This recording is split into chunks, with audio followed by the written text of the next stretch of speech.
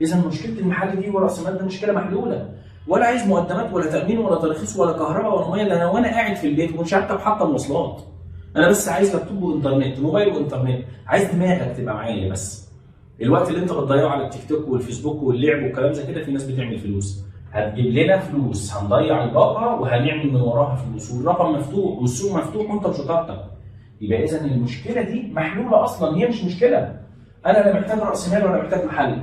طيب نبدا بقى نطلع سن، عايز موقع بتاعي اعلن عليه منتجي، انا راجل ببيع تكييفات، عايز اوزع تكييفات على الدوله كلها، هفتح اعمل موقع بتكلفه لا تساوي ايجار شهر.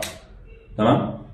اقدر احجز موقع على الانترنت، احط عليه صور المنتجات بتاعي وارقام تليفوني، وادخل اسوق لنفسي على الانترنت وعلى الناس كلها، وبشركه الشحن، يا فلان عندك تكييف نوعه كويس، سعره كويس، سعر منافس، خدمات ما بعد البيع عندك ممتازه، اشحن لك التكييف وانا بعت في اماكن كتير وانا قاعد في مكاني.